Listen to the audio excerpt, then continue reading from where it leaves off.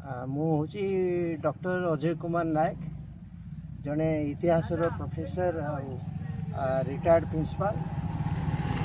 ମୁଁ ଏହି ଦକ୍ଷିଣା ଗ୍ରାମରେ ଆସି ସେବା ଉଦ୍ଦେଶ୍ୟରେ ରହୁଛି ଆଉ ସେବାଶ୍ରମଟିଏ କରି ରହୁଛି। ଆଉ ଲୋକଙ୍କର ଭଲ ମନ୍ଦ କଥା ବୁଝିବା ସଙ୍ଗେ ସଙ୍ଗେ ମୁଁ ବୃକ୍ଷରୋପଣ କରୁଛି, ସାହାଯ୍ୟ କରୁଛି। ସାର୍ ଆଜିର କାର୍ଯ୍ୟକ୍ରମ କ'ଣ ଥିଲା? ଆଜି ପିଲାମାନେ ଯେଉଁ ପୁରୀ ପଡ଼ିଆରେ ଯେଉଁ ପିଲାମାନେ ସବୁ ଏକାଠି ହେଇ ସେମାନେ ଗୋଟେ ଭଲ କାମ କରୁଛନ୍ତି, ବୃକ୍ଷରୋପଣ କରୁଛନ୍ତି। ବୃକ୍ଷ ହିଁ ଜୀବନ, ବୃକ୍ଷ ହିଁ ଗୁରୁ। ତେଣୁ ଯେତେ ପାରେ ସେତେ ଗଛ ଲଗେଇଲେ ମଣିଷ ଜାତି ବଞ୍ଚିବ, ନହେଲେ ଧୀରେ ଧୀରେ ସମସ୍ୟା ଯେଉଁ ବଢ଼ୁଛି, ଯେଉଁ ପରିବେଶର ଅସନ୍ତୁଳିତ ଅବସ୍ଥା ଆହୁରି ଦିନକୁ ଦିନ ବଢ଼ିବ ଯଦି ଆମେ ଗଛ ନ ଲଗାନ୍ତି। କ'ଣ ସମାଜକୁ କ'ଣ ମେସେଜ ରହିବ ଏ ବୃକ୍ଷରୋପଣ ଉପରେ ବା ପାଣିପାଗର ନିୟମିତତା ଏବଂ ଯତ୍ନ ଉପରେ କ'ଣ? ବୃକ୍ଷ ହେଉଛି ଆମର ଜୀବନ। ଆମେ ଗଛ ଯେତେ ପ୍ରଗତି ନାମରେ ଯେତିକି ଗଛ କାଟି ପକାଉଛନ୍ତି, ତେଣୁ ସେତିକି ପରିମାଣରେ ଗଛ ଲଗାଉନାହାନ୍ତି। ଯଦି ବା ଲଗାଯାଉଛି ତାର ରକ୍ଷଣାବେକ୍ଷଣ ଯତ୍ନ କରାଯାଉନାହିଁ। ଯଦି 1000 ଗଛ ଲଗାଗଲା ତା ଦେହରୁ 100 ଗଛ ବଞ୍ଚିବା କଷ୍ଟକର ହେଇଯାଉଛି। ତେବେ ପିଲାମାନେ ଏ ଦିଗରେ ଉଦ୍ୟମ କରି ଯେ କିପରି ଗଛ ଲଗେଇ ବଞ୍ଚେଇ ପାରିବେ ସେ କଥା ଦେଖିବେ। ବୃକ୍ଷ ମଧ୍ୟ ଆମର ଗୁରୁ, କାରଣ ସିଏ ଅବିଚାରିତ ଭାବେ ତାର ସେବା ଲୋକମାନଙ୍କ ପାଇଁ ଦେଇ ଚାଲିଛି। ତାଠାରୁ ଆମେ ଫୁଲ ପାଉଛନ୍ତି, ଫଳ ପାଉଛନ୍ତି, ତାର ଜାଳେଣୀ ପାଉଛନ୍ତି। ନିର୍ବିବାଦରେ ସିଏ ଆମକୁ ସବୁ ଯୋଗାଇ ଚାଲିଛି। କୌଣସି ପଦେ କିଛି ତାର ପ୍ରତିବାଦ ନାହିଁ। ମଣିଷ ଏହି ବୃକ୍ଷକୁ ଗୁରୁ ରୂପେ ମାନି ଚାଲିବା ଦରକାର। ସାର୍ ଆପଣଙ୍କ ପରିଚୟଟା?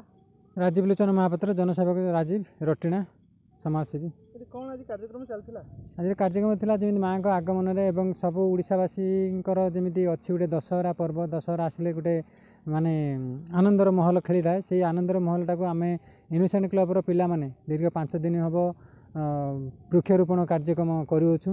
ଯେମିତିକି ବୃକ୍ଷ ଆଣିବା ପାଖରୁ, ଚାରା ଆଣିବା ପାଖରୁ, ଗାତ ଖୋଳା ଏବଂ ବୃକ୍ଷ ଲଗା, ତାର ଯେଉଁ ଯତ୍ନ ପାଇଁ ଯାହା ବି ଆମେ ପଦକ୍ଷେପ ନେଇଛୁ, ସେଇଟା ହେଉଛି ଆମର ଲକ୍ଷ୍ୟ ଯେ ସବୁଜ ସୁନ୍ଦର କରିବା। ସରକାରଙ୍କ ଦ୍ୱାରା କିଛି ଆର୍ଥିକ ସାହାଯ୍ୟ ମିଳିଛି କି? ନାଇଁ, ସରକାରଙ୍କ ଦ୍ୱାରା ଆମକୁ କୌଣସି ଆର୍ଥିକ ସୁବିଧା ନାହିଁ, ସୁଯୋଗ ମିଳିନାହିଁ। ଏଟା ଆମ ପିଲାମାନଙ୍କ ଦ୍ୱାରା, ପିଲାମାନଙ୍କ ପ୍ରଚେଷ୍ଟାରେ ଏହି କାର୍ଯ୍ୟକ୍ରମଟି କରାଯାଉଛି। ଆଗକୁ ଅନ୍ୟ କିଛି ଆଶା ଅଛି କି? ଆଗକୁ ଆମର ତ ଲକ୍ଷ୍ୟ ରହିଛି ଯେ ଗୋଟେ ଗୋଶାଳା କରିବା ପାଇଁ, ଏବଂ ଯଦି ସରକାରଙ୍କର ସହଯୋଗ ରୁହେ ଏବଂ ସ୍ଥାନୀୟ ବାସିନ୍ଦାମାନଙ୍କର ସହଯୋଗ ରୁହେ, ନିଶ୍ଚିତ ଆମର ସେଇ ଲକ୍ଷ୍ୟଟା ପୂରଣ ହେବ। ଏବଂ ଯେଉଁ ବୁଲା ଗୁରୁ ଗାଈମାନେ ରାସ୍ତା କଡ଼ରେ ଶୋଉଛନ୍ତି, ବିଭିନ୍ନ ପ୍ରକାର ଆକ୍ସିଡେଣ୍ଟ ହେଉଛି, ଦୁର୍ଘଟଣା ହେଉଛି, ଫଳରେ ତାଙ୍କ ଜୀବନ ଉପରେ ବିପଦ ରହୁଛି ଏବଂ ପଥିକମାନଙ୍କ ଜୀବନ ଉପରେ ବିପଦ ରହୁଛି।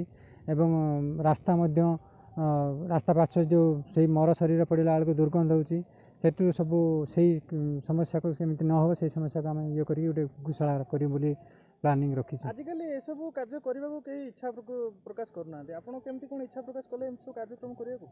ଭଲ କ୍ୱେଶ୍ଚନ୍ ଆପଣ କରିଛନ୍ତି।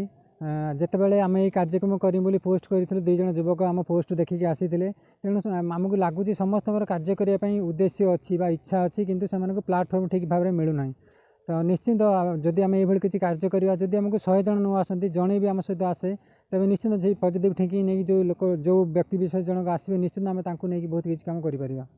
ଏବଂ ମୋର ଏଇ ଯେଉଁ ବୃକ୍ଷରୋପଣର ଗୋଟେ ମେସେଜ୍ ମଧ୍ୟ ସମସ୍ତଙ୍କୁ ଦେବାର ଅଛି। ମେସେଜଟି ହେଲା, ଆମେ ତ ବୃକ୍ଷ ଲଗାଇଦେଲୁ, ଘରକୁ ଚାଲିଗଲୁ, ବା ଆମ ଦ୍ୱାରା ଯେତିକି ଯାହା ଯତ୍ନ ଆମେ କଲୁ, ଯେମିତି ସମସ୍ତେ ଜାଣିଛନ୍ତି ଆମେ ଦାଦନ କର୍ମଚାରୀ, ଆମେ ପୁଣି ମଧ୍ୟ କିଛି ଦିନ ପରେ ବିଦେଶ ଚାଲିଯିବୁ। କିନ୍ତୁ ଏଇ ଯେଉଁ ସ୍ଥାନୀୟ ବାସିନ୍ଦାମାନେ ରହିଲେ, ଯେଉଁମାନେ ଗୋରୁ ଛେଳି ଚରାଇବା ପାଇଁ ଆଣୁଛନ୍ତି, ଏବଂ ପଥିକମାନଙ୍କର ମଧ୍ୟ କିଛି ଭୂମିକା ଅଛି ଏଇ ଗଛମାନଙ୍କର ଦାୟିତ୍ୱ ନେବାର। ତାଙ୍କର ଭୂମିକା ଏଇଆ ଯେ ଯଦି ପଥିକମାନେ ରାସ୍ତା ଦେଇ ଯାଉଛନ୍ତି, କୌଣସି ଗୋରୁ ଗାଈ ସେଇ ଗଛର ଡାଳ ଗୁଡ଼ିକ ଖାଉଛନ୍ତି, ତ ଦୟାକରି ସେ ଓହ୍ଲେଇ ପଡ଼ି ସେ ଗୋରୁଙ୍କୁ ସେ ଗଛ ପାଖରୁ ହଟେଇ ଦିଅନ୍ତୁ ବା ଦୂରେଇ ଦିଅନ୍ତୁ। ଏଟା ବି ସେମାନଙ୍କର ଗୋଟେ ବହୁତ ବଡ଼ କର୍ତ୍ତବ୍ୟ। ଆମେ ସମସ୍ତେ ଯଦି ଧ୍ୟାନ ଦେବା ଆମ ସମାଜକୁ ନିଶ୍ଚିତ ସବୁଜ ସୁନ୍ଦର କରି ଆମେ ଗଢ଼ି ତୋଳିବା। ଆଚ୍ଛା, ଗୋଶାଳା କରିବା ପାଇଁ ଯେଉଁ ଚାହିଁଛନ୍ତି, ଗୋଶାଳା ପାଇଁ ଅନ୍ୟ କାହା ସହିତ ପରାମର୍ଶ କରିଥିଲେ କି? ଆମେ ତ ଏପର୍ଯ୍ୟନ୍ତ କିଛି ପରାମର୍ଶ କରିନାହୁଁ ଏବଂ ପ୍ଲାନିଂ ଅଛି, ନିଶ୍ଚିତ ଆଗକୁ ପରାମର୍ଶ କରିବୁ ଏବଂ ମୋର ଆଶା ମଧ୍ୟ ଅଛି ଯଦି ଆମେ ଯେଉଁ ବ୍ୟକ୍ତିବିଶେଷ ଯେଉଁ ସରକାରୀ ବାବୁ ରହିଲେ କି ଯାହା ସହିତ ଆମେ ପରାମର୍ଶ କରିବୁ ନିଶ୍ଚିତ ଆମକୁ ସହଯୋଗ କରିବେ ବୋଲି ଆମର ମଧ୍ୟ ଆଶା ରହିଛି।